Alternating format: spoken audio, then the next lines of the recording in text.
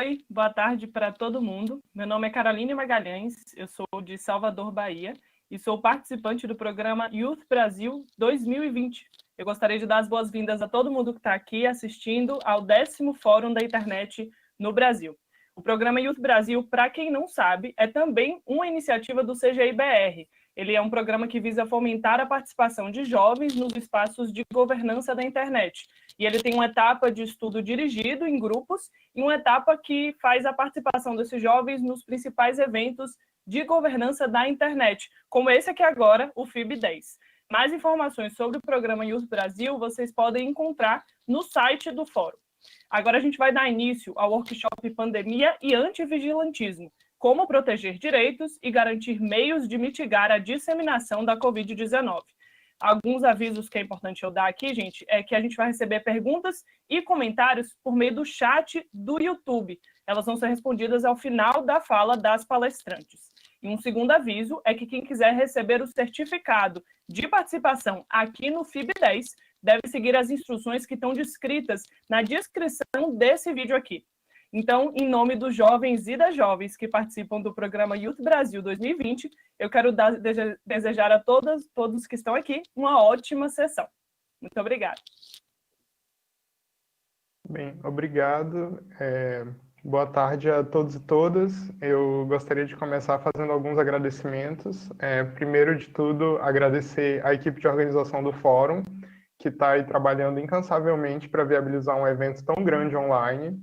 Agradecer às nossas palestrantes, que eu ainda vou apresentar, também a nossa relatora, a Bárbara Simão, do IDEC, que disponibilizaram o tempo delas para vir aqui conversar com a gente sobre um assunto que é tão importante. E também, claro, ao nosso público que nos assiste remotamente.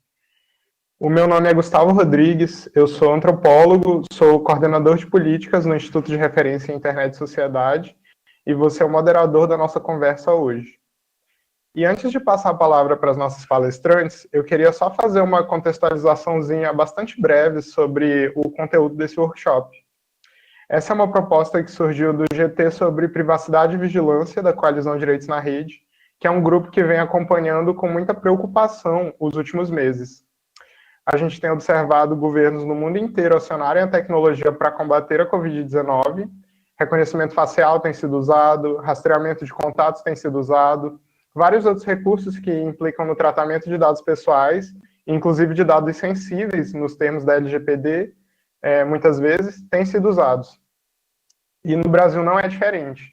Aqui, tanto o governo federal quanto os governos estaduais e municipais têm recorrido amplamente à vigilância, muitas vezes com um nível de opacidade que impede a sociedade civil de monitorar adequadamente essas ações e impede a sociedade em geral e as instituições de exercer controle social sobre essas ações e essas soluções que estão sendo desenvolvidas. Ontem mesmo veio a público uma matéria divulgada pelo The Intercept Brasil sobre um sistema usado pelo Ministério da Justiça, o Cortex, que estaria cruzando informações coletadas por câmeras viárias sobre placas de veículos com diversos outros bancos de dados. E além de uma opacidade geral que existe em torno desse sistema, nós não sabemos quem tem acesso a esses dados, para quais fins de fato eles estão sendo usados, se há salvaguardas e garantias para evitar que haja algum uso indevido e para proteger os direitos dos usuários, dos cidadãos. Também chama a nossa atenção que o Ministério diz usar esse sistema para monitoramento nacional dos impactos da Covid-19 na segurança pública. Então, só de olhar para um acontecimento tão recente, nós temos um pouco de noção dos desafios que nos esperam. E aí, nesse cenário, nós pensamos em algumas questões para orientar o debate. Quais são os limites da vigilância e como fica a garantia de liberdades num cenário de emergência como esse que nós temos enfrentado? Que tipos de tecnologias ou técnicas não são admissíveis e não são passíveis de uso, mesmo com a justificativa de manter a pandemia sob controle? Quais as alternativas técnicas frente às metodologias que vêm sendo usadas? Ou seja, há formas menos gravosas de alcançar esses mesmos objetivos que não foram consideradas? E para responder essas perguntas, nós temos um time de palestrantes bastante qualificado. Então, sem me delongar mais, eu vou passar a palavra para a nossa primeira palestrante, que representa o setor governamental, a Miriam Wimmer. A Miriam é diretora de Políticas de Telecomunicações e Acompanhamento Regulatório do Ministério das Comunicações, é doutora em Comunicação pela UNB e mestre em Direito Público pela UERJ. É servidora pública desde 2007, tendo ocupado cargos de assessoramento e de direção em diferentes organizações, como a Anatel, o MCTIC, e é professora de Direito, Tecnologia e Inovação no curso de Direito do IDP Brasília. Com você, Miriam.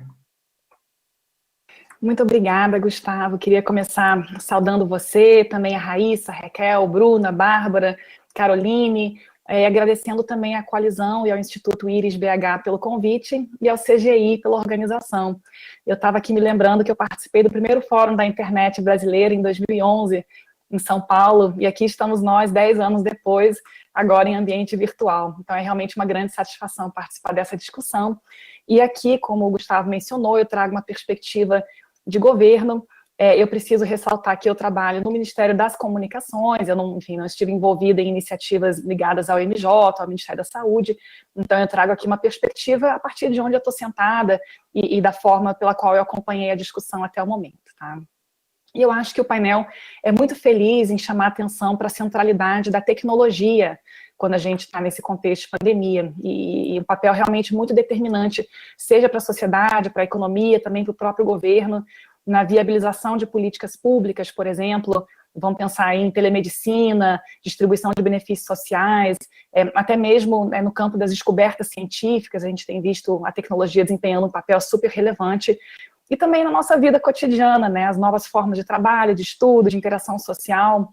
No setor empresarial, é uma ferramenta para reinventar os modelos de negócios, né, o desenvolvimento de plataformas digitais, novas formas de relacionamento com o consumidor. Então, eu não tenho a menor dúvida de que, quando a gente estuda a pandemia, a gente está também necessariamente lançando um olhar crítico e cuidadoso para o papel que a tecnologia tem desempenhado em todo esse contexto, né. Um segundo ponto que eu queria destacar, e aqui falando da perspectiva do Ministério no qual eu trabalho, diz respeito à importância do setor de telecomunicações, né, que é uma infraestrutura básica de suporte à transformação digital e a todas essas aplicações sobre as quais a gente vem conversando, né. E aí eu comento com vocês que quando a pandemia se aproximava do Brasil, né, antes ainda de ter sido declarada a situação de pandemia, a gente observava, né, os movimentos em outros países, e a nossa grande preocupação é, será que o setor de telecomunicações vai aguentar? Porque a gente já vislumbrava, isso de fato se confirmou, que haveria uma demanda brutal, né, porque de repente todo mundo migra para suas residências, passa a trabalhar remotamente, modelos de negócios são reinventados, existe uma demanda maior por parte do próprio governo, né. E nesse sentido, uma medida importante que foi tomada foi que, logo que saiu aquela lei da pandemia, a Lei 13.979, a gente propôs, no decreto que veio a regulamentá-la, que os serviços de telecomunicações e a internet fossem considerados atividades essenciais. E isso é super importante, porque a declaração de essencialidade nesse contexto da pandemia permite que seja dada continuidade, por exemplo, a obras, a manutenção, a circulação de caminhões, por exemplo, materiais de transporte, enfim, insumos básicos para a permanência dessas atividades. E, de fato, foi um setor que a gente pode hoje olhar para trás e dizer, olha, graças a Deus deu mais ou menos certo, assim, não teve nada muito catastrófico, a gente conseguiu, de fato, passar por esse processo forçado de migração para o mundo digital sem percalços muito significativos, né? As redes, de fato, conseguiram desempenhar esse papel dentro das possibilidades, né? E aí, um terceiro aspecto que eu acho que vale a pena mencionar é especificamente da aplicação da tecnologia no combate à disseminação do coronavírus, né? E, de fato, quando a gente estuda coronavírus, a gente vê claramente dois elementos muito fortes. Um eu mencionei, que é o uso da tecnologia, mas aqui, em particular, para o combate à disseminação do vírus. E o segundo, que é uma consequência quase que inevitável, é também uma escalada na coleta, no compartilhamento e no tratamento de dados pessoais, inclusive dados sensíveis, como foi mencionado pelo Gustavo. E aqui eu acho que todos nós fomos um pouco surpreendidos pelas novas e inesperadas funcionalidades dos nossos smartphones, né? Nós que andamos com esses bichinhos colados no corpo, quase como se fossem bebês recém-nascidos, de repente nos demos conta que eles poderiam ser empregados como mecanismos, por exemplo, de monitoramento do isolamento social, ou ainda como mecanismos para compartilhamento de informações sobre quem estava infectado, quem não estava, né? Então, essas novas funcionalidades associadas a aparelhos que são tão íntimos da gente, né, é algo que suscitou preocupações e discussões em muitos lugares do mundo e no Brasil também. E o segundo ponto diz respeito também à aceleração dos esforços de transformação digital de serviços públicos. E isso foi algo verificado em inúmeras frentes, tanto no campo da saúde, né, que foi lançada a Rede Nacional de Dados de Saúde, foram aceleradas iniciativas voltadas para a prestação de serviços de telemedicina, mas também nos serviços rotineiros de governo, né? Então, já havia um esforço em curso desde, enfim, já há muitos anos, mas desde 2016 já havia uma estratégia de governança digital voltada para os serviços digitais de população, e isso foi bastante acelerado. É claro que isso também envolve, obviamente, um aumento na coleta, no tratamento e no compartilhamento de dados pessoais, que é um ponto que suscita, né, o debate que a gente está aqui tendo hoje. E no caso brasileiro, eu acrescentaria mais 2 elementos que eu acho que são muito relevantes para a gente entender um pouco o contexto, né? Em primeiro lugar, um protagonismo muito grande de estados e municípios nas medidas de enfrentamento. Isso fruto também de debates judiciais, decisões do STF, né? Quando a gente fala, por exemplo, de mapas de calor, a gente não teve uma iniciativa em nível federal, né? Mas vários estados, vários municípios adotaram mecanismos dessa forma, como foi o caso de São Paulo. E, além disso, um protagonismo muito grande do Poder Judiciário, né? Então, aqui no Brasil, em que não temos ainda uma Autoridade Nacional de Proteção de Dados Pessoais, acabou recaindo sobre o Poder Judiciário um pouquinho o papel de dizer o que dá para fazer, o que não dá para fazer, o que está bom, o que está ruim, o que dá para prosseguir e o que tem que parar. E isso foi algo que a gente observou com muita atenção no caso dos mapas de calor, que eu mencionei anteriormente, né? Esses mapas de calor são construídos a partir do uso dos sinais dos celulares, né, dos sinais de geolocalização, e permitem, de maneira agregada, identificar onde tem mais aglomeração de gente, né?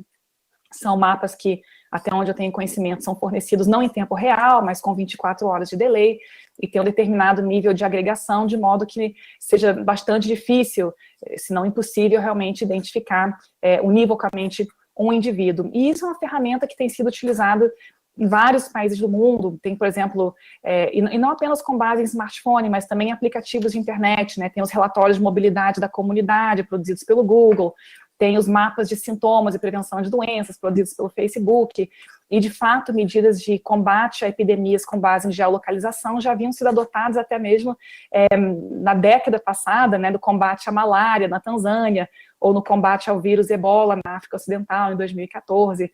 E no Brasil a gente não viu, de fato, algumas iniciativas muito mais intrusivas, eu diria, que foram adotadas em outros países, tá? Então, o que a gente viu, por exemplo, em Hong Kong, o uso compulsório de pulseiras localizadoras, a instalação compulsória de aplicativos de celular em países como Polônia, Turquia, né?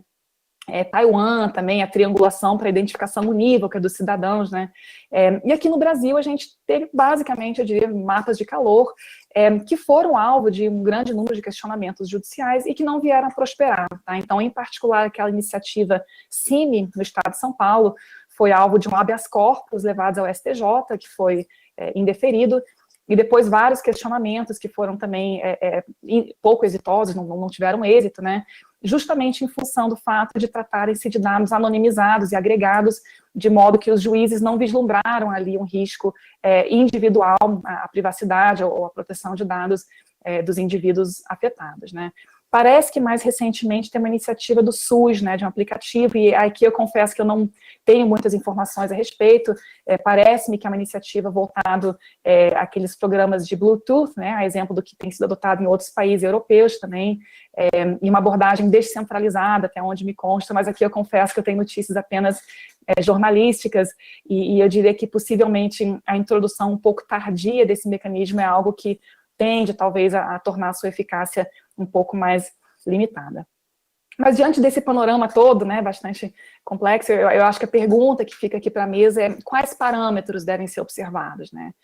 Quais são os critérios que devem nos guiar quando a gente busca soluções por meio da tecnologia. E aí, como eu mencionei, a gente viu internacionalmente uma grande movimentação de autoridades de proteção de dados pessoais, também decisões judiciais, né? No caso de Israel, por exemplo, teve uma decisão que, inclusive, voltou atrás e impediu o uso de determinados sistemas que haviam sido autorizados anteriormente, justamente em função do seu impacto sobre direitos e liberdades individuais. E eu acho que talvez os pronunciamentos mais incisivos e mais construtivos, de certo modo, foram vistos na Europa. A gente viu logo no início da pandemia manifestações de várias autoridades de proteção de dados pessoais, além do próprio European Data Protection Board, né? E de maneira quase uníssona, essas manifestações diziam, olha, não há nenhuma incompatibilidade entre proteção de dados pessoais e combate a uma emergência sanitária de dimensão global. Mas a gente não está num estado de exceção. Então, as regras e os direitos e as garantias que existem continuam sendo aplicáveis, e, nesse sentido, é preciso observar os princípios e as regras e também os direitos dos titulares estabelecidos nas normas aplicáveis, e no contexto europeu seria o Regulamento Geral de Proteção de Dados, né, de modo a assegurar que haja o compartilhamento e tratamento de dados que seja necessário ao efetivo enfrentamento da situação emergencial, observando-se naturalmente a limitação dessas ferramentas a essa finalidade específica e ao período de tempo necessário para tanto. Né? E aqui no Brasil a gente teve uma manifestação bastante próxima a essas europeias por parte do próprio CGI, né, por meio de uma nota pública no dia 19 de maio, e, claro, o judiciário desempenhando um papel, como eu mencionei, muito importante. Nesse caso, eu acho que nem vale a pena eu mencionar o caso do IBGE, que certamente vai ser debatido em todas as mesas aqui do Fórum da Internet Brasileira, mas também o STF nos fixou alguns parâmetros constitucionais de controle de aplicações dessa natureza e de medidas de compartilhamento de dados associados ao combate à pandemia. E do STF, eu acho que a gente pode extrair a necessidade de identificação de interesse público legítimo, né, de modo a que se possa aferir a necessidade, a adequação e a proporcionalidade das medidas adotadas. Então, assim, eu acho que o Brasil é um país que está buscando encontrar esse delicado ponto de equilíbrio, né, e a pandemia nos trouxe de legado alguns parâmetros muito importantes, né, que nos deixam, inclusive, lições para além da pandemia, para quando passar esse momento. A exemplo da declaração do reconhecimento de um direito fundamental à proteção de dados pessoais pelo STF, que transcende a mera ideia de proteção da intimidade e da privacidade. E eu diria que, para todos nós, não apenas no governo, mas também na sociedade civil, na academia, na comunidade empresarial, o desafio é realmente encontrar o ponto de equilíbrio, né?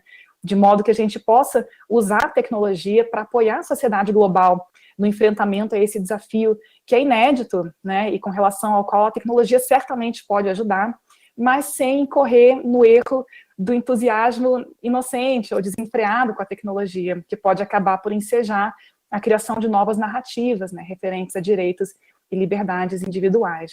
E com isso eu gostaria de pausar nesse momento e ouvir os demais painelistas e fico à disposição para perguntas ao final. Muito obrigada.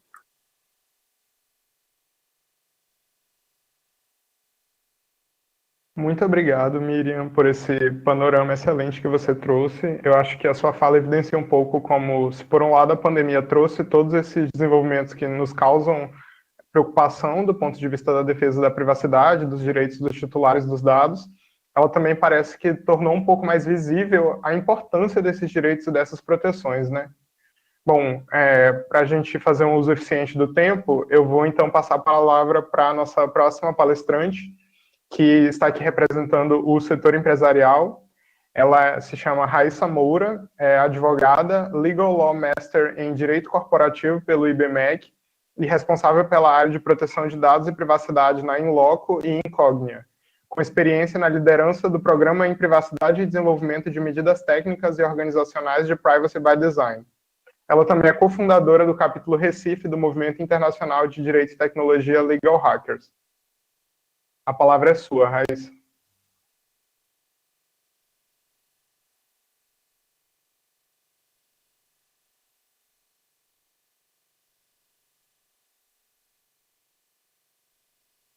Boa tarde, eu gostaria de agradecer, em primeiro lugar, o convite para participar dessa mesa com palestrantes tão ilustres.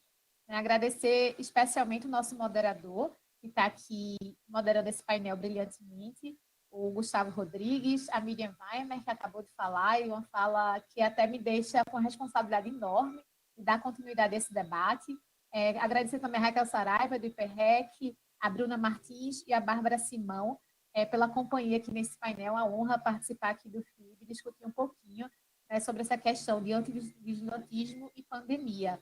Eu gostaria de começar a minha fala, né, agora como representante do setor privado, trazendo um pouco dessa visão, né, de uma área que está desenvolvendo soluções de tecnologia e que também atuou no combate à pandemia da Covid-19 durante esse período tão desafiador para toda a humanidade, né? Como vocês sabem, eu represento a Inloco, uma empresa de tecnologia que desenvolveu uma tecnologia de localização que é reconhecida internacionalmente, inclusive por ser Privacy by Design, tomando todas as medidas necessárias para coletar o mínimo de informações possíveis, não identificar as pessoas e ter realmente um valor e uma missão muito forte em proteger a privacidade e os dados, né, que são coletados pela empresa. E quando chegou e surgiu esse cenário de pandemia, a empresa se viu numa situação em que ela poderia contribuir fortemente para o combate à pandemia, mas sempre com cuidado de respeitar e proteger os dados pessoais, né, de todos os brasileiros que, enfim, estavam disponibilizando suas informações para que a gente tivesse medidas sanitárias que fossem efetivas, né, para o Brasil. E eu tenho certeza que não há dúvidas, né, que a pandemia trouxe desafios, e não é só no campo da saúde, mas também no campo social, econômico e de respeito a direitos e garantias fundamentais, né, que tem o potencial de transformar realmente o mundo como nós conhecemos hoje, né, num curto período de tempo, num período muito pequeno. Nós nos vimos diante de um desafio sobrenatural, né, um desafio de saúde, um desafio da ciência, mas que tem um impacto muito forte em várias áreas da sociedade. E eu acho que a gente ainda está passando, né, por um teste de resiliência, que eu falo não só o Brasil, mas o mundo todo, nas esferas de proteção de dados e privacidade contemporânea. E esse teste de resiliência, né, passa por análise ética de como esses dados eles estão sendo utilizados, né, e como eles podem impactar não só a nossa vida privada e a nossa saúde, mas inclusive a própria democracia. E eu acho que esse foi um dos principais pontos de preocupação que os países que estão tendo debates muito profundos sobre a temática da proteção de dados e privacidade nesse contexto do uso de tecnologias para o combate à pandemia, inclusive o Brasil, e também das empresas que, de certa forma, começaram a atuar tentando solucionar ou, de alguma forma, ajudar no combate à pandemia, como é o caso da Inloco. E dentro desse contexto todo, o que a gente enxergou como um grande desafio é que a gente sabe que existiam já, o próprio Regulamento Sanitário Internacional, uma preocupação muito forte relacionada à proteção de dados, né, com artigos específicos. Lá no artigo 45, tem as determinações para que as informações de saúde sejam mantidas em sigilo e processadas anonimamente, né, e que isso, de certa forma, balizasse o uso dessas informações. E, ao mesmo tempo, nós tínhamos medidas, né, que foram instituídas, inclusive no Brasil, como a lei conhecida popularmente como a lei da quarentena, que instituiu as medidas sanitárias no nosso país e que determinavam algumas situações, como isolamento social e a quarentena, que foram extremamente importantes para o combate à Covid, ainda mais no momento quando iniciou, né, todo esse contexto da Covid-19 no Brasil, num momento muitíssimo estratégico para que a gente conseguisse, de certa forma, ter uma redução da curva de contaminação e disseminação do coronavírus. Então, nós tínhamos dois desafios. Um desafio de realmente ter medidas técnicas, né, tecnologia de ponta, ajudando no combate à pandemia, criando e gerando informações para o poder público para que tomasse decisões acertadas com base em dados estatísticos, inclusive para medir se as decisões que estavam sendo tomadas, como essas medidas que eu citei, né, de isolamento social e de quarentena, elas estavam sendo de fato efetivas, porque corria um grande risco, sem os dados necessários para serem analisados, dessas medidas se tornarem inviáveis ou até mesmo serem extremadas e não terem os efeitos que a gente esperava, né, que tivesse no período. Então, de fato, seria necessário utilizar a tecnologia para ter essas informações e analisar se essas medidas tão importantes para o combate ao coronavírus, elas estariam sendo efetivas no nosso país para a tomada de decisões mais assertivas por parte do poder público. Então, nesse contexto, eu sei que muitas empresas, muitos profissionais da área pública, da área privada, universidades, se debruçaram em pesquisas científicas, em soluções para conseguir superar essa questão com base na análise de dados. Eu acho que a Miriam colocou muito bem, né, que os dados eles devem ser utilizados, isso não é novidade, eles devem ser utilizados numa situação como essa, de combate à pandemia, mas é lógico que obedecendo todas as salvaguardas e garantias que nós precisamos ter para que esses dados, de fato, eles não causem uma intrusão, né? Um tratamento de dados causa uma intrusão na vida das pessoas e que a gente termine perdendo nessa dicotomia entre proteção de dados versus saúde. Eu acho que é sempre possível a gente ter os dois, ter proteção de dados e ter saúde, é possível a gente combater a Covid, é possível a gente conseguir ter medidas efetivas ao mesmo tempo que nós respeitamos e protegemos os dados pessoais. Nesse contexto, o grande desafio era não ter LGPD em vigor ainda no Brasil, né, quando começou tudo isso. Então, a LGPD teria um papel muito importante para estabelecimento e fiscalização dessas políticas públicas e também das medidas que estavam sendo cogitadas ou desenvolvidas pela iniciativa privada. Mas, apesar da LGPD não estar em vigor, eu acho que está muito claro que ela representa, né, todo um quadro principiológico que deveria ser seguido nesse momento, né, que ela não estava em vigor ainda, agora ela está, na época que começou a pandemia ela não estava, mas que ela deveria ser a máxima referência para o que nós estivéssemos fazendo em relação à proteção de dados no Brasil. Então, esse é o cuidado, por exemplo, que a Inloco tomou, né, ao resolver disponibilizar sua tecnologia para que pudesse ajudar no poder público no combate à pandemia. E quando a gente resolveu fazer isso, né, foi com esse pensamento que é possível, sim, utilizar tecnologia aliada ao combate ao coronavírus, sem a necessidade de uma política de vigilância por parte de qualquer instituição, seja ela pública ou privada. E pensando nisso, né, utilizar nossa tecnologia para governos, prefeituras, universidades que quisessem utilizar os dados para fazerem suas pesquisas, nós pensamos que seria necessário e construímos todo um arcabouço de medidas técnicas e organizacionais que pudessem, de certa forma, inclusive, permitir que as pessoas, né, que entes públicos e privados interessados em, de certa forma, analisar o que a Inloco estava fazendo, mas qualquer cidadão que tem seus dados também coletados pela empresa, pudessem questionar e colocar à prova as nossas práticas. Então, nós publicamos muito material a respeito disso, né, do que nós estávamos fazendo com os dados, mas eu vou pontuar aqui algumas coisas rapidamente, porque a gente não tem tanto tempo assim, mas só para trazer um contexto, né, para fechar essa minha fala com essa pontuação, né, de que é possível, sim, ter o respeito à privacidade e ter o combate à pandemia usando tecnologia de ponta.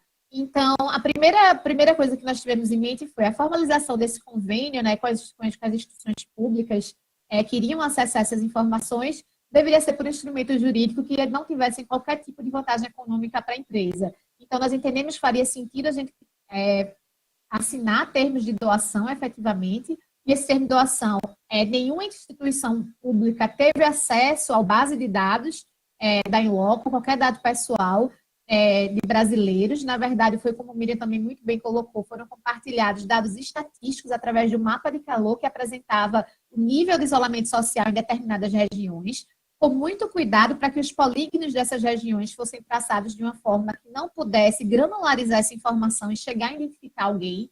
Então, eram dados estatísticos de forma granularizada, anonimizada, por mapa de calor, e ainda assim disponibilizados com mais de 24 horas, para que não fosse possível tomar medidas que fossem intrusivas para a vida das pessoas. Então, se fosse identificado que uma determinada região não teve uma aderência ao isolamento social através de uma determinação, foi feito, na maioria das vezes, né, por municípios e estados, seria impossível que tomassem qualquer medida, inclusive de força policial, para conter qualquer aglomeração ou qualquer pessoa que estivesse desrespeitando aquela medida. Apesar de ser super importante para a saúde pública, nós entendemos que nesse momento não seria positivo em respeito à proteção de dados e privacidade. Então, uma das medidas de mitigação que nós adotamos foi disponibilizar esses índices de isolamento social, por mais que fossem estatísticos, com a diferença de mais de 24 a 48 horas, para que não tivesse qualquer problema quanto a isso. Então, tinha finalidade muito clara, um tempo para a coleta de dados e para a elaboração, né, desses relatórios de isolamento social e das próprias parcerias com as instituições públicas e governamentais. Então, a gente firmou contratos com duração até dezembro desse ano, e a ideia é que realmente em dezembro sejam encerrados, a não ser que se mantenham de alguma forma qualquer medida que seja necessária ainda para combate à pandemia, mas que ao final desses contratos, esses dados serão deletados e nós não utilizaremos para nenhuma outra função dentro da empresa, como já não estão sendo utilizados, já que eles são completamente segregados, né, do nosso banco de dados, e a gente consegue manter uma independência em relação àquilo que a gente tomou como garantias para que essas informações não fossem cruzadas com outras informações que eventualmente a Inloco tem acesso. Então, tenho todo o esforço de utilizar técnicas de criptografia forte, de hash, inclusive outras técnicas como privacidade diferencial, outras técnicas também como utilização de hiperlog-log para conseguir fazer essa contagem, né, de certa forma, de forma probabilística, sem identificar os titulares dos dados, e um compromisso muito grande para não haver uma reidentificação de qualquer pessoa, né? Todas essas medidas, elas foram super válidas para garantir, de fato, que essas informações fossem seguras, ainda que anonimizadas. A gente tem todo esse cuidado para que nenhuma informação seja cruzada, isso pode só chegar a reidentificar alguém e voltar a ter qualquer forma de violação à privacidade ou que não proteja, de fato, o dado dessas pessoas. E, além disso tudo, né, medidas de transparência para que fossem publicadas todas essas atividades. Aquelas instituições públicas, como, por exemplo, a Prefeitura do Recife, utilizou a tecnologia da Inloco, né, recebeu esse índice de isolamento social e também integrou uma tecnologia da Inloco no seu aplicativo para que pudesse coletar informações das pessoas em Recife que estivessem passando a maior parte do tempo, né, com um dispositivo móvel em determinada localidade, que a gente faz referência que é uma casa, mas para isso a gente fez um consentimento super explícito e só coletamos essa informação para aquelas pessoas que realmente deram opt-in, entenderam que era para o combate à pandemia, entenderam que era em Inloco que estava ali por trás coletando as informações, tendo acesso à nossa política de privacidade, inclusive, para que não houvesse qualquer tipo de intrusão na vida das pessoas. E ainda assim, a Prefeitura do Recife não recebeu nenhum outro dado que não fosse dados anonimizados estatísticos. Então, até todo esse cuidado, né, tendo em vista que nosso objetivo principal era permitir, de fato, um combate à pandemia com respeito à proteção de dados, né, indo de encontro ao que estava acontecendo no mundo, em países como, por exemplo, a Polônia, que me chamou bastante atenção, que criou um aplicativo que pedia que as pessoas enviassem selfies geolocalizadas periodicamente, e se por um acaso chegasse uma requisição lá para você enviar uma selfie geolocalizada que você estava na sua casa cumprindo uma determinação de isolamento social e quarentena, a polícia iria na porta da sua casa e faria qualquer tipo de abordagem para saber por que você não enviou a selfie naquele período. Então, são exemplos como esse, né, que fazem a gente entender que eu acho que, de certa forma, o Brasil conta, sim, com tecnologias de ponta que conseguem hoje respeitar a privacidade e nos colocou numa situação muito mais favorável do ponto de vista global do que está ocorrendo, né, em termos de vigilância da população. Então, essa é a minha fala por aqui. Agradeço mais uma vez o convite. Estou disponível também ao final do debate para as perguntas.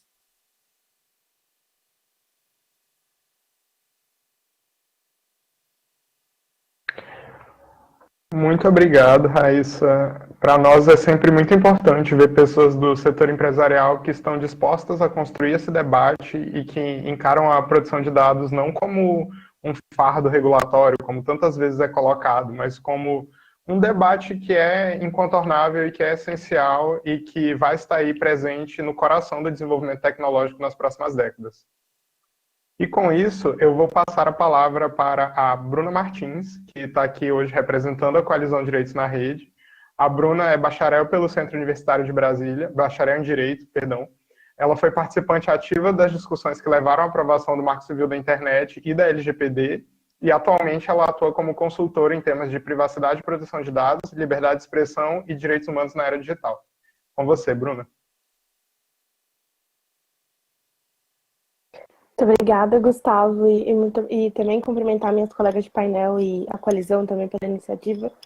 Acho que fico muito feliz de estar dividindo um painel na sua quase um WENO, né, que nem tem chamado agora nos Estados Unidos, ao invés de MENOs, né, painéis de homens, agora a gente tem o conceito de WENOs. Então, fico muito feliz de estar num painel com mulheres e colegas que eu respeito tanto, que fazem parte da minha trajetória de carreira também. Estou super honrada de estar aqui.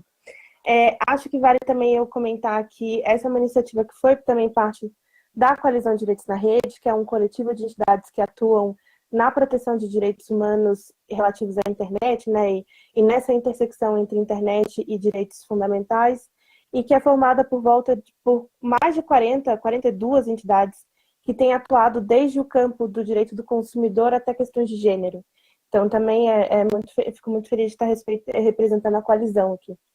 Acho que, começando a minha fala, acho que a Miriam já apontou isso também na intervenção dela, mas vale a gente mencionar que essa pandemia, né, é um marco muito interessante para todos nós que estudamos e trabalhamos tecnologia especificamente, porque a partir do dia, né, 11 de março de 2020, esse foi um dia que a OMC decreta a pandemia e tudo mais, mas é um momento no qual a gente passa a ver fronteiras fechadas, recomendações cada vez mais incisivas de distanciamento social e essa transformação do meio digital, né, como o espaço principal, o único, talvez, de comunicação, pelo menos o espaço principal para nós que somos privilegiados bastante para ter internet no Brasil. A gente não pode, né, também desconsiderar os limites de acesso que o nosso país tem. Mas também, nesse cenário onde todo mundo viu serviços, produtos, conversas, protestos no meio digital, a gente também passou a concentrar essas atividades em plataformas cujo modelo de negócio todos nós vemos discutindo há muito tempo, é um modelo de negócio baseado em dados pessoais e que fica onde os fluxos de informações sobre pessoas, sobre produtos e serviços fica ainda mais robusto e passa também a concentrar uma capacidade ainda maior disso, né? E nessa linha a gente vê sistemas de telemedicina sendo implementados e melhorados, a gente vê esse fluxo de informações de saúde e dados sensíveis cada vez mais evidente na rede. A gente também vê o surgimento dessas tecnologias de monitoramento que a gente está discutindo hoje, né? Então, mapas de calor, meios de aferição da efetividade das medidas de distanciamento social, também os apps de contact tracing, e tudo isso sendo introduzido em países que eventualmente se dedicaram a pensar em medidas de controle do avanço da pandemia, né? Acho que é um pouco lamentável que a gente está num país também onde não tínhamos uma lei de proteção de dados à época do início da pandemia, né? A gente tinha uma lei aprovada, mas não uma lei vigente. E aqui também ficou muito claro a ausência de medidas de controle, né, dessa pandemia e talvez até uma descoordenação, uma falta de coordenação entre os entes federados e o próprio presidente também nessa linha do controle. Mas no cenário brasileiro, a primeira preocupação que esse cenário da pandemia nos gerou foi essa ausência da lei de proteção, de uma lei capaz de coibir os abusos nas atividades de coleta e processamento de dados, né?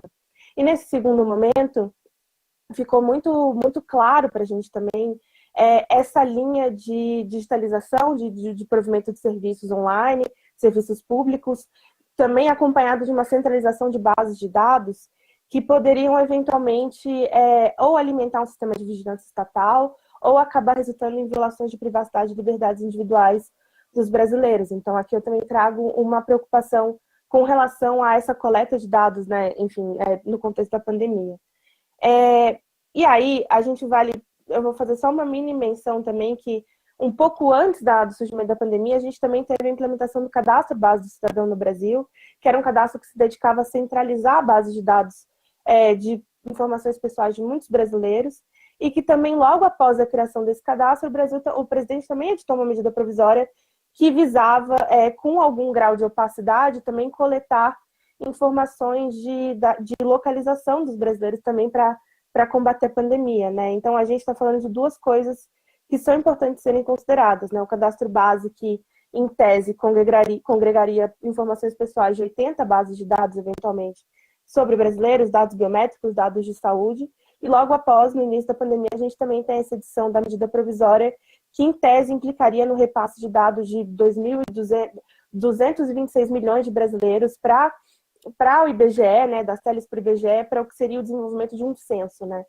E na época da discussão da medida provisória 954, que foi essa medida provisória que quis editar, que quis autorizar o repasse dos dados, a Coalizão de Direitos na Rede fez essa nota, né, a gente fez um posicionamento público problematizando essas medidas, né, de acompanhamento da pandemia ou de uma tentativa de contenção da disseminação do vírus. E na época a gente também problematizou especificamente a medida provisória, falando que na política que se pensou, faltavam questões como uma definição mais clara do objetivo da coleta, uma finalidade eventualmente mais específica, né, uma finalidade específica para essa coleta que tivesse transparente para os usuários e para os brasileiros, e que também salvaguardas mais específicas e mais claras também com relação ao compartilhamento dos dados, né.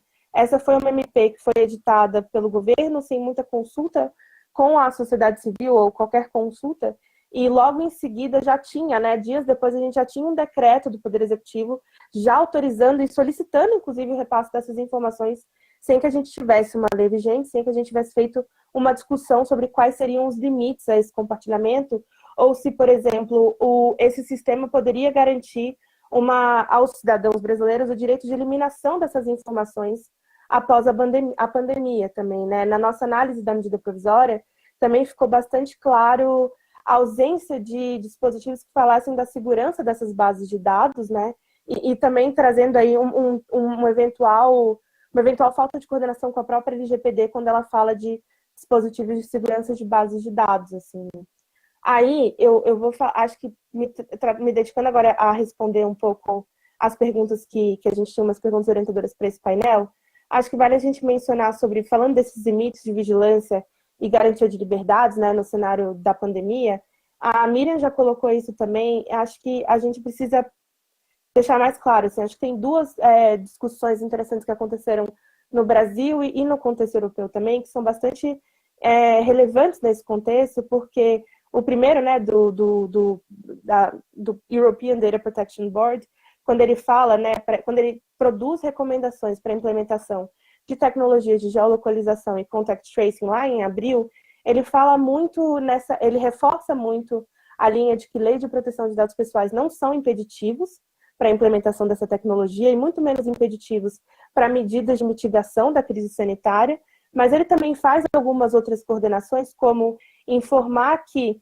esses dados e tecnologias utilizados, esses dados, né, utilizados para essas tecnologias, têm que ter a finalidade de empoderar os cidadãos em frente à pandemia e resultar menos também em controle, estigmatização e repressão de indivíduos, e que também, nesse cenário especificamente, os princípios gerais de eficácia, necessidade e proporcionalidade, que são princípios também que estão introjetados na Lei Geral de Proteção de Dados brasileira, são princípios que deveriam nortear a adoção de medidas e políticas de combate à pandemia também, né? Lá se discutiu muito também a legalidade dessas atividades de coleta e tratamento de dados de saúde, inclusive, e também a importância de se ter em mente que, como a própria Miriam falou também, esse momento é um momento de exceção na história de todos os países, né? E que antes esse momento de exceção, era importante a gente também ter a ideia da necessidade, mais uma vez,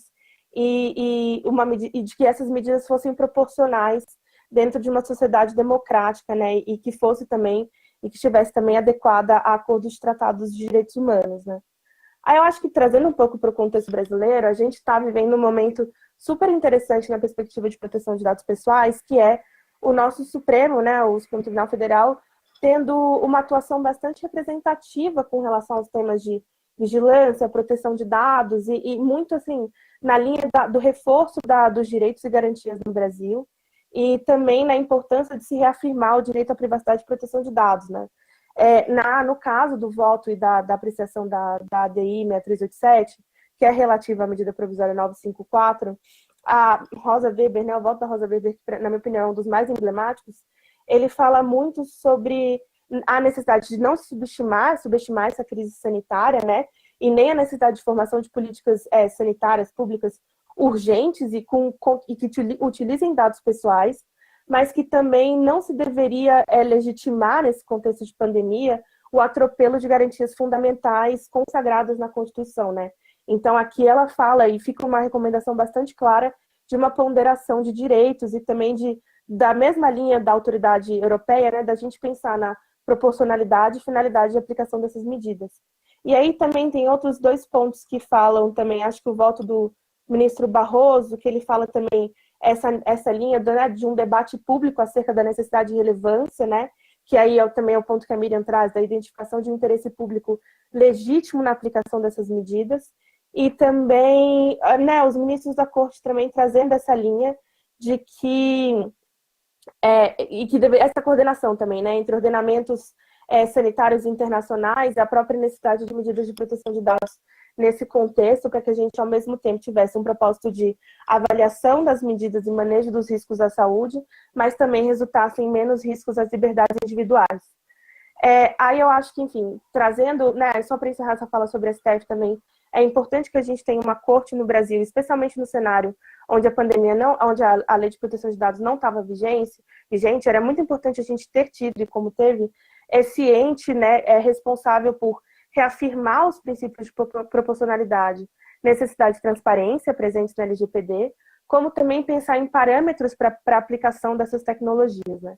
Então, por isso que eu tenho visto como muito relevante, né, essa discussão no Supremo. Aí eu queria trazer só uma iniciativa super interessante, que é da Privacy International. Eles têm olhado desde o início da pandemia como tem sido a aplicação dessas tecnologias de monitoramento, mapa de calor e contact tracing pelo mundo, né? Então, eles têm feito esse acompanhamento caso a caso, quase, sobre essas medidas que têm sido aplicadas e que vão desde desses passaportes de imunidade que a gente tem, começou a discutir em algum momento, mas que também poderia ter alguma efetividade e discriminação sobre pessoas, né? Como também esses aplicativos de contact tracing. E nessa linha das alternativas e técnicas possíveis e utilizadas até o momento, acho que, para encerrar, eu trago também uma linha de que é muito importante a gente continuar pensando, né, e pensar em finalidades claras e específicas para essas tecnologias e, mais uma vez, salvaguardas para os direitos dos titulares de dados pessoais, né. Ainda existe muita problematização sobre esse uso, né? Ou se a gente está falando de contact tracing, a gente vai discutir sistemas centralizados ou sistemas descentralizados, como o compartilhamento dos dados é feito, se ele é feito num meio seguro, se os dados são anonimizados ou não.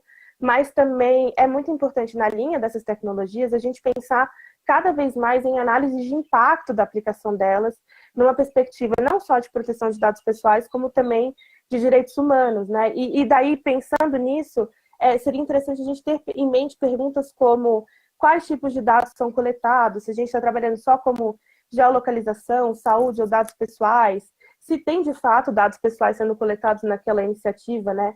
Quais são as medidas de anonimização empregadas e o uso limitado e restrito, se ele é feito para autoridades públicas, só autoridades da saúde, né? Se existe algum modelo de assessment dos riscos também, e também controles sobre essa implementação da tecnologia, e, por fim, também os direitos aos usuários que a gente tem, né? Acho que agora, a gente, com a LGPD vigente, o usuário final, titular de dados pessoais, tem cada vez mais um direito, né? Ele não tem cada vez mais, ele passa a ter esse direito de mais efetivo e claro perante esses aplicativos, né? Inclusive de transparência, direito de explicação e a possibilidade de solicitar a deleção desses dados eventualmente. Mas é muito importante, né, pensando nessas tecnologias, é muito importante a gente pensar em sempre fomentar a confiança do cidadão sobre a segurança dessas bases de dados, e não só isso, também ter ali os direitos deles colocados com relação a quais são as ferramentas que ele eventualmente tem para poder lidar com algum abuso cometido por isso, e ao mesmo tempo também ter a ideia de poder facilitar algum tipo de mapeamento que não seja invasivo e que respeite os parâmetros de proteção de dados. Assim, acho que a gente está vendo, a pandemia não acabou, infelizmente. Acho que todos nós adoraríamos estar fazendo esse painel no final da pandemia, mas a pandemia não acabou e cada dia mais a gente vê uma iniciativa nova, né, de monitoramento, de centralização. Então, é muito importante a gente pensar também que esses sistemas e tecnologias desenvolvidos hoje não possam ser reutilizados ou ter a sua finalidade desviada para fomentar aparatos de vigilância, seja do Estado, seja privado, e que a gente acabe também restringindo direitos e liberdades individuais. Aí eu acho que encerro minha fala por aqui e agradeço o convite. Obrigado, Bruna. A Bruna atua bastante no GT de Dados Pessoais da Coalizão, que teve aí incidindo intensamente nos debates sobre a MP 954, a MP 959, e a sua fala me lembra um ponto que chama muita atenção nesse debate, que é relembrar o quanto é complicada essa ideia de oposição entre os direitos dos titulares e o interesse público em matéria de saúde, um argumento que muitas vezes é mobilizado, e foi mobilizado bastante para defender o adiamento da LGPD, por exemplo, sendo que a própria lei traz bases que autorizam esse tratamento e uma série de outras garantias e salvaguardas. Bem, eu vou, então, para dar continuidade ao painel, passar a palavra para a nossa última painelista, que é a Raquel Saraiva, que está aqui representando a comunidade científica e tecnológica. A Raquel é presidenta e fundadora do Instituto de Pesquisa em Direito e Tecnologia do Recife, o IPREC. Ela é graduada em Direito pela Universidade Católica de Pernambuco e mestre e doutoranda em Ciência da Computação pela Universidade Federal de Pernambuco. Ela é formada pela Escola de Governança da Internet, do CGIBR, e ex-presidente da Comissão de Direito da Tecnologia da Informação da OAB de Pernambuco. E no IPREC ela tem atuado principalmente nas áreas de algoritmos de inteligência artificial e de privacidade e vigilância, além das discussões sobre gênero e tecnologia. Raquel, está com você. Obrigada, Gustavo. Boa tarde a todas e todos. Primeiro, eu gostaria de agradecer ao CGI por esse evento, dizer que eu estou sentindo muita falta do evento presencial, mas a gente sabe que, enfim, é o que foi possível no momento, né? Mas é muito estranho ainda participar do FIB virtualmente. Enfim, o IPREC, que é a instituição que eu represento aqui também é parte da Coalizão Direitos na Rede, e eu agradeço a Coalizão por ter inscrito essa atividade hoje, que é tão importante, esse debate que a gente está fazendo aqui. E também queria cumprimentar esse painel feminino, que eu fiquei muito feliz quando a gente conseguiu formar ele. Para mim é uma honra dividir esse painel com essas mulheres maravilhosas. Bom, quando a gente é a última a falar, sempre tem algumas coisas que se repetem, né? Mas aí eu vou tentar ser o máximo, mais objetiva possível aqui, para a gente poder ter mais tempo para debater também, receber comentários e tal. Bom, é certo que a gente vive esse momento único para a nossa geração, né? Acho que a gente nunca viveu um momento de pandemia como a gente está vivendo agora, o descontrole da contaminação do vírus, até uma sabotagem de algumas autoridades do país aos protocolos considerados seguros pelos especialistas, que trouxe a gente a essa situação em que são necessárias que é necessário visualizar alternativas para que, de alguma forma, a gente possa mitigar o estrago que esse vírus vem causando, né? E desde o começo da pandemia, acho que aqui no Brasil foi pensado, observou-se aqui no Brasil iniciativas de outros países que estavam utilizando tecnologia para fazer esse monitoramento de aglomerações. Então, a gente tem países como África do Sul, Áustria, Irã, Itália, Coreia do Sul, Israel, que se utilizaram em algum momento e de alguma forma de medidas de tecnológicas para fazer esse controle e o monitoramento de aglomerações, né, da população. Aqui no Brasil, no âmbito federal, eu não sei se vocês se lembram, mas houve uma tentativa, através de um acordo que foi firmado pelo antigo NCTIC com as empresas de telefonia, para usar os dados de localização de celulares dos brasileiros e brasileiras para monitorar essa aglomeração e poder saber se as pessoas estavam cumprindo o isolamento social. Mas aí, depois do anúncio que foi feito pelo ministro Marcos Pontes, o presidente Jair Bolsonaro pediu a suspensão do acordo para que fosse feita uma análise melhor, assim, dos aspectos e principalmente do impacto na privacidade das pessoas. E naquele momento, ali foi por volta de março, né, no início da pandemia, para nós esse acordo pareceu estranho porque faltava transparência. O IPREC publicou uma nota institucional no dia 31 de março sobre esses monitoramentos. E lá nessa nota nós dissemos que esse acordo carecia de transparência, porque não havia informações naquela época sobre o funcionamento dessa solução. Para medidas desse tipo, e aqui eu já adianto um posicionamento, nós consideramos que informações devem ser suficientemente publicizadas à sociedade, tal como quais dados estão sendo efetivamente compartilhados e com quais setores do governo eles estão sendo compartilhados, a duração prevista desse compartilhamento, os padrões de segurança, a estrita finalidade do uso e, se possível, uma projeção de eficácia dessa medida, porque de nada adianta uma medida tão que, por vezes, tem pelo menos o potencial de ser intrusiva na privacidade das pessoas, se ela não é efetiva para o combate ao coronavírus, que era o que a gente estava querendo naquele momento. Mas o que a gente viu foi exatamente o contrário, né? Porque a divulgação insuficiente dos termos do acordo entre o governo federal e as empresas de telefonia, que abriu margem para o esvaziamento do controle sobre os próprios dados por parte dos titulares. Mas aí esse acordo foi suspenso e essas iniciativas elas foram se alastrando no âmbito estadual e municipal do Brasil. E aqui no Recife, a gente, como Raíssa já falou, a gente teve a assinatura de um acordo da Prefeitura do Recife com a empresa Inloco para fazer esse monitoramento de aglomeração, também com base em dados de geolocalização. E assim, essas articulações entre setor público e setor privado, elas são fundamentais para a criação de vias de minimização dos danos causados pela Covid-19. Mas o que nos preocupa são os critérios de garantia de privacidade que estejam aquém dos padrões recomendados. Por exemplo, a gente aponta que, primeiramente, os dados coletados devem estar desvinculados de dados cadastrais ou de identificação civil, na tentativa de proteger a titularidade, a identidade do titular dos dados, né? Ou seja, uma tentativa de anonimização.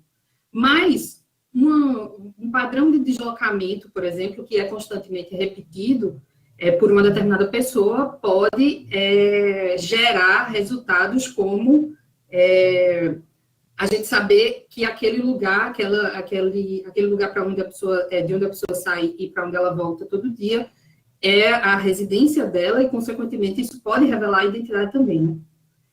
E é importante ressaltar nesse ponto que o fator anonimização em dinâmicas e modelos de processamento de bancos de dados está longe de ser pacífico entre estudiosos. Já foi afirmado por diversos especialistas que técnicas de anonimização ainda não são consideradas 100% eficazes, ou seja, em alguma medida, aquele dado vai poder ser reidentificado. E essa questão se torna ainda mais sensível quando esse conjunto de dados é compartilhado com o poder público, porque essa situação pode ensejar o aprofundamento de programas de vigilância em massa e o enfraquecimento da privacidade dos cidadãos. E aqui eu queria fazer uma ressalva, porque a LGPD, ela ela excepciona o uso de dados anônimos ao afirmar que esses dados não são considerados dados pessoais e, portanto, não se submetem ao alcance da lei, mas para isso é preciso que haja uma garantia de que eles não podem ser, de fato, reidentificados, o que hoje é cientificamente impossível. Tanto que alguns especialistas preferem chamar essas técnicas de pseudonimização e não de anonimização, porque elas seriam uma tentativa somente, né? A possibilidade de reidentificação dos dados, ela deve ser sempre levada em consideração no estabelecimento dessas políticas de segurança e privacidade, como esses acordos de cooperação. Diversas tecnologias vêm sendo aplicadas de diferentes formas no contexto do coronavírus e obtêm um sucesso variável nos esforços.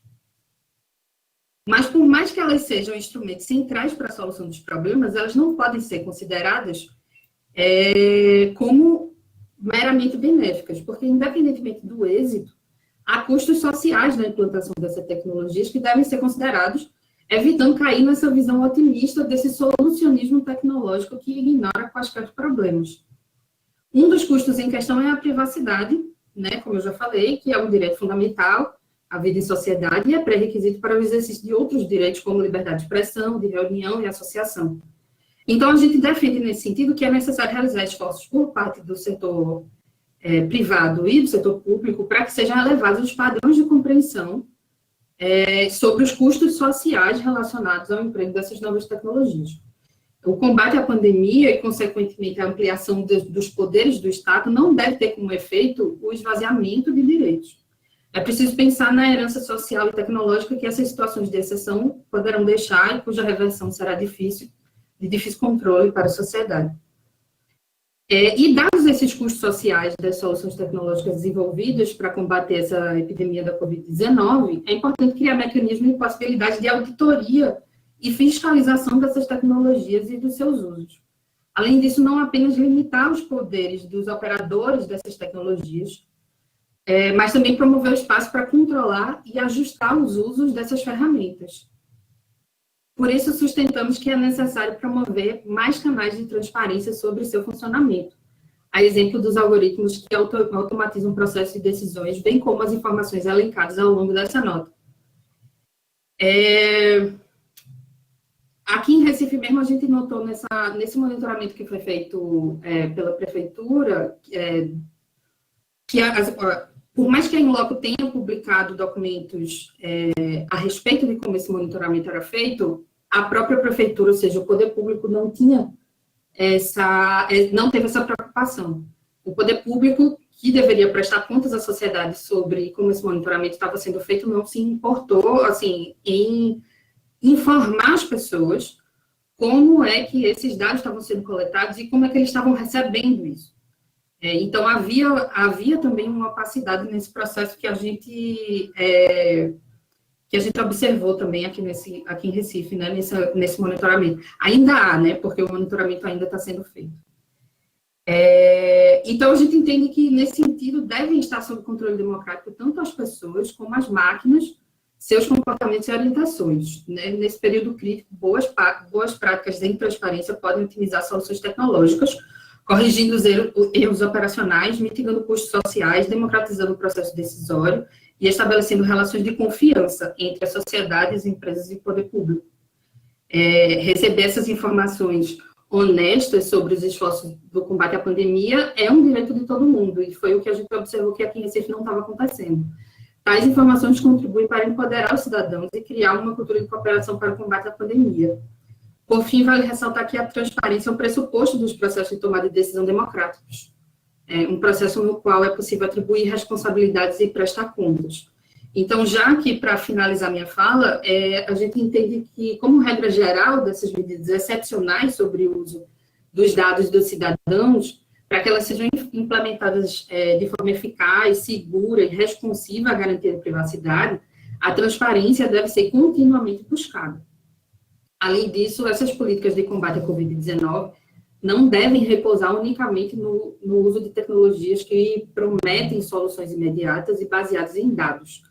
É preciso também que haja medidas de educação, como campanhas informativas, a fiscalização em loco sobre o agrupamento das pessoas nos espaços públicos, não só relegar isso à tecnologia, o combate à desinformação e o cumprimento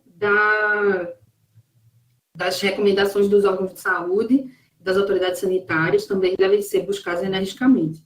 E a partir dessa colaboração entre todos os setores da sociedade, através de processos suficientemente informados, a gente vai alcançar a superação dessa crise de saúde sem que direitos fundamentais sejam violados. É isso, eu fico por aqui e também estou à disposição para os debates. Obrigada.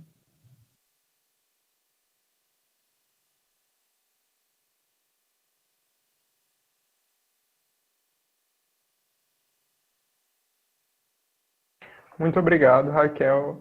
Você falou de solucionismo tecnológico e eu fiquei pensando como esse é um discurso que é utilizado o tempo inteiro para justificar políticas que têm riscos potenciais imensos, mesmo fora da pandemia. A gente já vinha vendo esse problema aparecendo e sendo justificado com essa narrativa da tecnologia como uma bala de prata que vai resolver tudo. E a sua fala traz para a gente, com uma base científica bastante robusta, os limites da gente aceitar esse solucionismo, junto com a ideia de que nós já temos os métodos para eliminar completamente os riscos, né? Que nós sabemos que muitas vezes não temos ainda, de fato. E esses riscos persistem. Bem, agradecer novamente a todas as nossas palestrantes, e agora eu vou fazer uma pequena rodada de perguntas. Nós recebemos já algumas perguntas no chat do YouTube, onde o nosso painel está sendo transmitido. E agora eu vou passar aqui 3 perguntas para as nossas palestrantes. E quem quiser pode ficar à vontade para falar. E posteriormente a gente faz uma segunda rodada. Bom, a primeira pergunta do Rogério Matos é a seguinte: a grande preocupação com a vigilância individual anônima não deveria ser menor, considerando a necessidade de informações que deverão orientar políticas públicas de saúde para o bem geral? A segunda pergunta, que é da Laís Kurtz. Já vi divulgadores de ciência normalizarem a dicotomia proteção de dados versus combate à pandemia, sinalizando que seria ok abrir mão da privacidade. Como vocês pensam que poderia mudar essa perspectiva? A terceira pergunta, da Gabriela. As painelistas acreditam que esse vigilantismo que emergiu com a Covid-19 pode perdurar depois que a pandemia passar?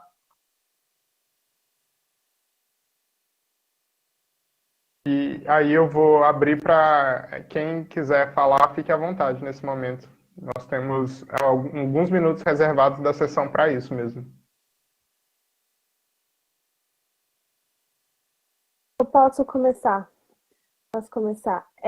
Bom, acho que sobre essa preocupação, né, essa dicotomia entre vigilância e o combate, né, combate à pandemia e também a adoção de medidas sanitárias urgentes, eu não acho que ela deveria ser menor, né, a preocupação necessariamente com vigilância. Inclusive, acho que é bastante saudável quando a gente passa a desenvolver políticas públicas que afetam, né, a vida e medidas de contenção de uma pandemia, é bastante saudável que a gente faça esse tipo de ponderação entre liberdades individuais e direitos dos usuários, né, enfim, titulares de dados, e também a necessidade de aplicação dessas medidas, né? Ninguém aqui está falando, pelo menos não é a linha, né, e também não tem sido a linha do debate sobre isso, né? Acho que a ideia não é colocar nem a LGPD e muito menos a discussão sobre privacidade e contra-vigilância como impeditivos à adoção dessas medidas, mas sim propor uma discussão e uma ponderação sobre a importância desses direitos e também como conceber tecnologias menos invasivas, né? Porque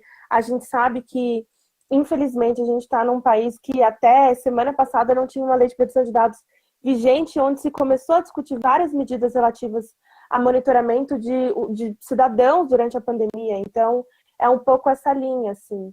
E enfim, acho que né, tem muita gente tentando fazer essa discussão entre como esses dois aparatos conversam daqui para frente, né? Lei de proteção de dados e o que vai sobrar de legado dessa pandemia, né? Mas eu acho que a gente acho que é uma discussão que ainda está acontecendo, né? No Brasil, a gente fez alguns debates há anos atrás sobre o que foi o legado da vigilância da Copa, né, o legado dos grandes eventos, né, que também a gente sabe que ajudou a legitimar um pouco mais vigilância no Brasil, mas a gente ainda não sabe necessariamente em qual medida essa vigilância foi legitimada de fato.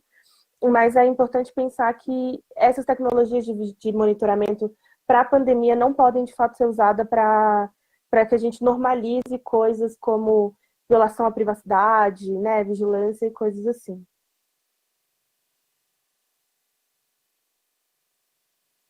Deixa eu fazer um comentário, então, agora que a Bruna já falou maravilhosamente, divamente, sobre esses temas. Eu concordo com a ideia de que não há uma dicotomia, né? O desafio é buscar a coexistência, e isso foi uma coisa que a gente viu em todas as manifestações de autoridades de proteção de dados pelo mundo, dizendo, olha, as leis de proteção de dados não são um obstáculo para a proteção da vida, óbvio que não, né? Óbvio que não, ninguém está falando isso, mas também não cabe cair nesse tecnodeterminismo, ou nesse entusiasmo tecnológico, nesse triunfalismo tecnológico, tem expressões maravilhosas para descrever isso, no sentido de que a solução está necessariamente na tecnologia. E aqui eu posso também dar um depoimento no sentido de que quando a pandemia chegou, nós no governo ficamos, como é que a gente vai reagir? O que a gente tem que fazer? Vamos correr, tem que reagir rápido. Tem aqui uma ferramenta, dá para usar, não dá para usar? E certamente devem ter ocorrido falhas, eu diria não apenas em nível federal, mas também em estados e municípios, com relação à implantação de alguns desses protocolos. E no caso do acordo em nível federal, que não chegou aí adiante, como a Raquel mencionou, de fato chegou essa proposta para nós no MCTIC, nós submetemos a análise da consultoria jurídica, preparamos notas técnicas, avaliamos quais seriam as condições necessárias para que uma ferramenta desse tipo pudesse seguir adiante, mas certamente não houve uma comunicação adequada, né? E isso a gente verifica pela quantidade de ações judiciais que foram movidas em diferentes estados da federação. Então, eu acho, assim, muitos aprendizados da pandemia, né? Muitos aprendizados. E eu acho que quando a gente fala em legado dos grandes eventos ou legado da pandemia, a gente não pode perder de vista esse dilema que a gente vive, que é o dilema da transformação estrutural da nossa sociedade, da nossa economia, do governo, para ambientes movidos a dados, né? Então, você vai ter autores que vão falar sobre capitalismo de vigilância, vão falar de sociedades hiperconectadas, e isso é um processo que, não quero ser aqui tecnofatalista, mas eu diria que é um pouco sem volta, né? Então, isso vai acontecer, isso está acontecendo, isso foi intensificado e acelerado pela pandemia, mas a verdade é que, do mesmo jeito que o setor privado precisa de dados, o governo também precisa de dados, e eu acho que isso suscita um dilema e dois discursos de difícil conciliação, porque trabalhando no governo, eu sou muito sensível ao argumento de que, olha, se eu não tenho dados, eu não faço política pública, eu não aplico direitos e recursos públicos, eu não tenho como fazer política pública baseada em evidências, né? E, de outro lado, é também correto o argumento de que, não, mas uma excessiva concentração de dados nas mãos de um único ator, seja público ou privado, é algo que suscita riscos. Então, como é que a gente estabelece um ponto de equilíbrio, como é que a gente faz um contrabalanço, né? Uma paridade de armas, digamos assim? Muito bélico falar em armas, né? Mas uma paridade de forças, digamos, entre o cidadão pequenininho e as grandes máquinas, né, de dados, seja no setor público, seja no setor privado. Então, é uma reflexão que me parece, assim, muito pertinente, mas que, para mim, vai muito além da pandemia, né? A pandemia talvez tenha agravado e acelerado movimentos que me parecem inevitáveis aqui, né, nessa forma um pouco fatalista de ver as coisas, sem deixar de lado que também há oportunidades, né? Então, a transformação digital, sem dúvida, é algo que também traz oportunidades. E o nosso desafio é ir caminhar na corda bamba, encontrar o ponto certo, né? O ponto de equilíbrio. Muito bom. Eu queria pontuar rapidamente, eu acho que nessa primeira questão, né, sobre a preocupação com vigilância individual anônima e a necessidade de informações para orientar políticas públicas, eu chamou bem a atenção essa ênfase no anônimo, né?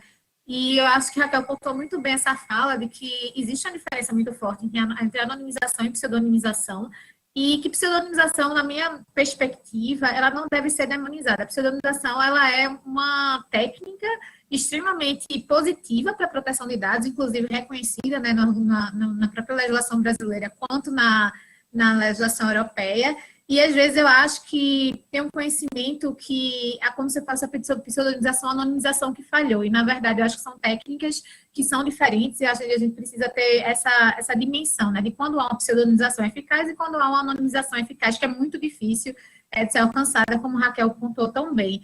Então, só para fazer um link, né, sobre como isso pode acontecer na prática, quando a gente vê, por exemplo, o compartilhamento dos dados que em loco coletou com as organizações públicas, as organizações recebem esses dados completamente anonimizados, né? Eles não têm condições de chegar de volta nessas pessoas, porque eles recebem, está disponibilizado lá no site da Inloco para todo mundo ver exatamente o que é que todos esses órgãos públicos recebem, que é o mapa de calor, um percentual e o índice. Então, sei lá, na cidade de São Paulo, tantos por cento das pessoas estavam respeitando o isolamento social ou não, na cidade de Recife, por aí vai.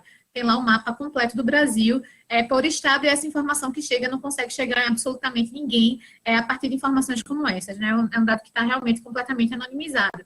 Agora, quando você vê, por exemplo, as informações, né, que transitam no banco de dados, eu digo da Inloco ou qualquer outra empresa que tenha, ou instituição pública ou privada, que tenha acesso a informações pessoais, aí sim precisaria ver na granularidade, né, se aquelas técnicas que estão sendo aplicadas são técnicas, de fato, de anonimização, considerando os esforços razoáveis, ou a técnicas de pseudonimização. Então, por exemplo, como eu uso técnicas de hash e criptografia para eu proteger uma determinada informação, essas são técnicas de pseudonimização. Aqueles dados eles vão estar seguros, são criptografia, uma criptografia forte, uma técnica de hash forte, que é a função matemática. Eu não vou conseguir reconhecer aquele titular do dado se aquele dado for vazado, mas possivelmente, né, se tiver ali uma chave que consiga reverter aquela informação e chegar no dado original, é possível sim que esse dado ele seja um dado pseudonimizado, né, que teve uma medida de segurança aí efetiva, mas não seja um dado completamente anonimizado. Mas aí a gente pode ir além dos esforços. Técnicas de criptografias, elas não podem se encerrar por si mesmas, né? Então, como é que eu posso ir além disso?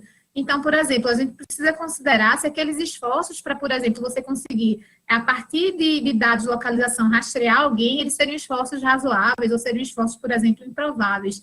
Então, no nosso caso, a gente já desenvolveu técnicas, inclusive, para a própria localização ela ser criptografada. Então, se eu for fazer uma consulta no banco de dados, um Data Lake da Inloco hoje, eu posso fazer uma consulta com localização completamente criptografada e eu não consigo reconhecer nem ao menos aquele local, né, onde a gente está tentando buscar uma informação sobre ele. Além de outras técnicas, como não coletar os dados de identificação, que a gente já divulga amplamente, não ter nome, RG, CPF, dados estáticos dos dispositivos, e outras situações como essa.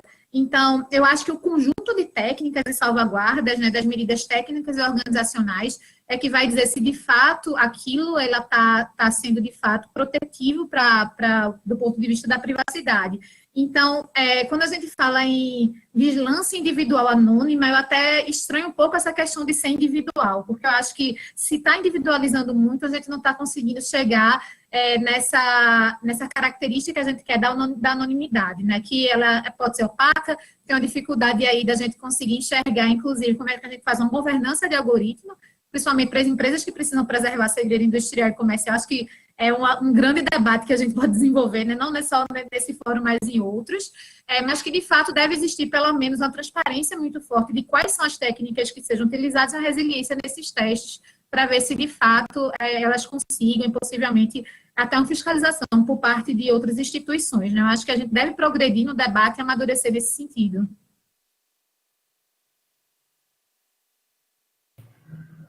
Bom, rapidamente aqui só sobre a terceira pergunta, né?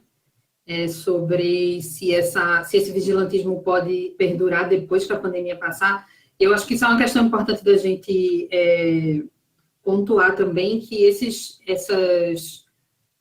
a gente está tomando, enfim, os diversos níveis de governo, né, federal, estadual, municipal, estão fazendo acordos com empresas para fazer esse monitoramento e para ter algum nível de vigilância para garantir que a pandemia seja controlada, é preciso que isso seja feito com um tempo determinado. Então, esses acordos, eles precisam ter um tempo definido, tempo determinado, e isso precisa ser publicizado também, isso precisa ter transparência para a sociedade, e dizer que essas medidas só vão perdurar durante aquele tempo X, para que justamente se evite que essas práticas sejam, enfim, perpetuadas no tempo, que é uma situação que a gente não quer, né? O que a gente precisa é que a pandemia seja controlada, o vírus seja controlado, a infecção, né, seja o nível de infecção seja diminuído, e utiliza-se tecnologia para isso, tá, tudo bem, estamos utilizando, mas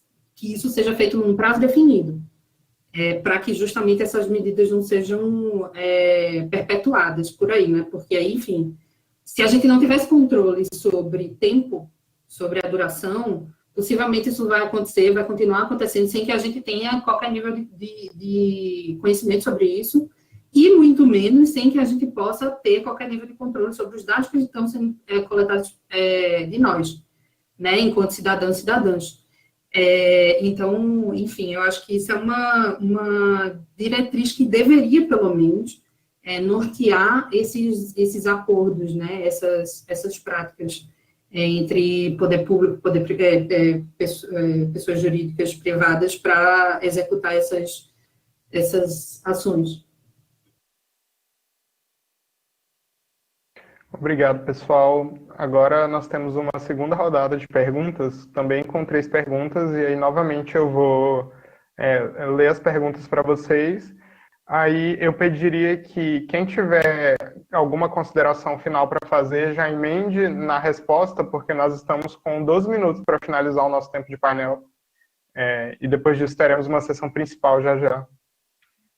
O Rogério Matos pergunta: outra grande preocupação em relação a essa coleta de informações não deveria ser ainda maior em relação à custódia dos dados e com a garantia de sua finalidade?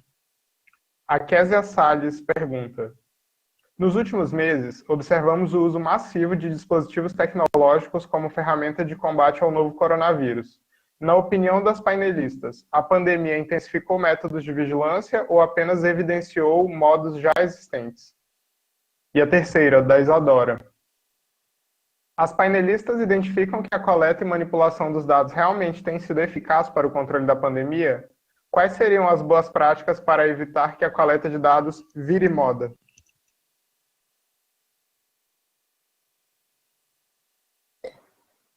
Posso puxar de novo, muito brevemente.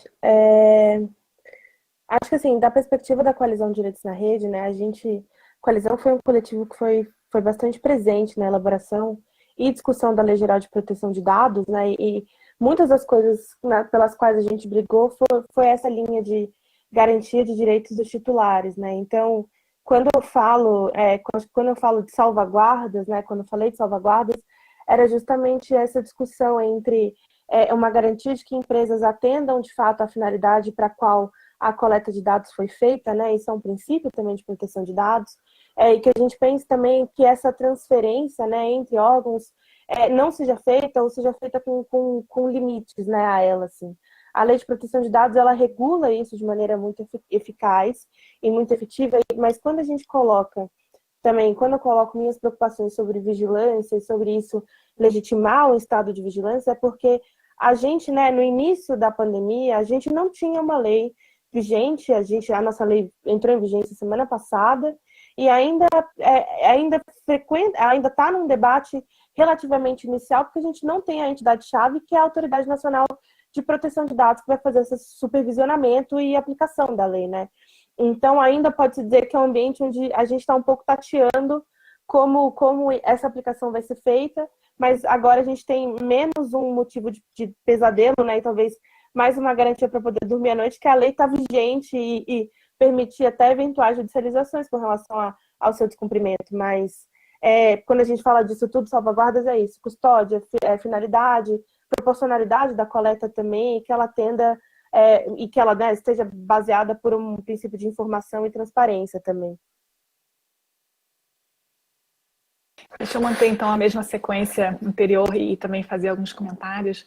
Eu acho que as 3 perguntas tocam em questões muito parecidas e a minha resposta também tenderia a ir na linha de apontar para a LGPD, que traz alguns princípios que são muito poderosos. Assim, quando a gente estuda direito, muitas vezes a gente tende a pular a parte dos princípios achando que não serve para nada. Mas nesse caso, eu diria que os princípios são da maior relevância, porque quando a gente fala em finalidade, adequação e necessidade, esses são, de fato, elementos que conseguem criar condições bastante circunscritas para o uso secundário de dados ou para o uso para finalidades que não sejam especificadas inicialmente e até mesmo para sua guarda além do tempo necessário.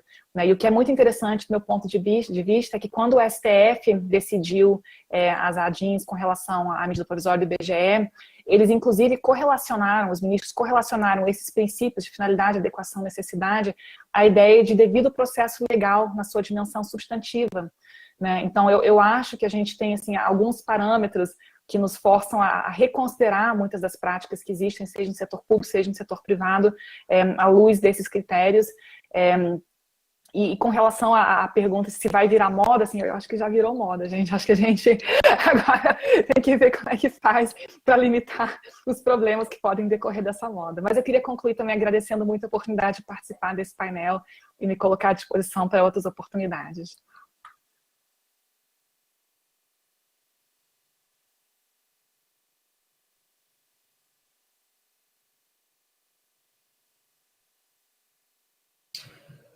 Bom, comentando aqui rapidamente sobre a pergunta sobre eficácia para o controle da pandemia, eu acho que a gente não tem dados para afirmar isso, assim. Acho que a gente ainda não tem, por mais que governos estaduais e municipais estejam usando essas ferramentas para tentar fazer esse controle, não há ainda publicação de dados de que essas medidas foram de fato eficazes. E eu acho que é uma coisa que a gente realmente precisa ter. O poder público precisa, todos os governos, em todas as instâncias que estão usando isso, eles precisam informar a gente se isso foi eficaz ou não. Se isso vai acontecer, eu não faço ideia, mas é algo que a gente precisa cobrar, eu acho, de governos que estão utilizando, sabidamente, utilizando essas ferramentas para essa finalidade, a gente precisa cobrar deles, assim. Pelo menos até dezembro, já que o estado de calamidade vai até dezembro, né, oficialmente ainda. Então, chegar lá em dezembro, a gente precisa ter uma noção de se isso foi, de fato, eficaz ou não. E aí, sobre boas práticas para evitar que vire moda, eu acho que eu já falei um pouco, assim, na minha fala, mas, enfim, só para ressaltar que a gente precisa de transparência nesses processos. A sociedade civil precisa ter a indicação do que é que ela está fornecendo, né, para nesse processo de coleta e uso desses dados para essa análise. Então, eu acho que a LGPD agora vai nos dar uma possibilidade de controle maior que a gente não tinha no começo da pandemia, de exigir esses relatórios, digamos assim, de transparência, tanto de governos quanto de empresas que estão utilizando essas ferramentas para essa finalidade, né? A finalidade é válida, mas é como tanto Miriam, quanto Bruna, quanto Raíssa já falaram, a gente precisa de salvaguardas. E essas salvaguardas estão postas na Lei Geral de Proteção de Dados, a gente só precisa saber como utilizá-las, né? A partir de agora, a gente pode utilizá-las. E aí, eu acho que eu encerro por aqui também, agradecendo desde já a participação e o convite, e fico à disposição também para futuros debates. Obrigadão, gente. Perfeito. Só encerrando, né, aqui o debate, também tentando endereçar as 3 perguntas numa resposta só. Eu acho que a melhor forma, né, para a gente garantir de fato que esses dados eles tenham uma finalidade relevante, que a gente só vai conseguir também olhar em perspectiva. Eu acho que esse é um dos maiores riscos, inclusive, que a gente assume quando a gente decide utilizar esse tipo de tecnologia, né, para combate a um problema de saúde pública, é a atenção se de fato eles, no momento que eles estão sendo coletados, né, eles são adequados, são relevantes e não são excessivos. Então, além de todos os princípios que a lei traz, que também terminam endereçando isso, né, eu acho que esses 3 critérios nos ajudam a, pelo menos agora, olhar para frente, porque depois só vai para saber a eficácia, a gente não vai conseguir olhar em perspectiva, mas olhar se de fato vale a pena a gente investir no uso dessas tecnologias. Eu acho que esse tripé, né, adequação, relevância e dados não excessivos nos ajudam a criar bons parâmetros e para fazer com que também não vire moda e tenha uma limitação aí para que sejam conservados, né, pelo tempo necessário. E a gente não precisa agora, porque a gente conseguiu utilizar tecnologias de ponta, né, que conseguem ter uma análise não precisa de dados para esse fim, a gente torne elástico a interpretação do uso dessas tecnologias. Eu acho, sim, que foi uma medida bem pontual e que não deve perdurar, né? Bem, eu tenho um último recadinho para dar antes de encerrar o painel. Nós temos um ambiente de integração, que é o Spatial Chat, que é exclusivo para os participantes do fórum, e ele acontece depois de cada atividade, também ao fim das sessões de hoje. E o link para acessá-lo está na descrição do vídeo no YouTube, na programação do evento. E no mais, eu queria de novo agradecer a equipe do NIC, que está organizando o fórum, quero agradecer as nossas palestrantes, a nossa relatora e a todo mundo que nos assistiu, e dizer que a gente segue disponível, falando tanto em nome do Instituto de Referência em Internet e Sociedade, quanto da Coalizão de Direitos na Rede, para dialogar e debater e construir sobre esses temas. É isso, gente. Obrigado.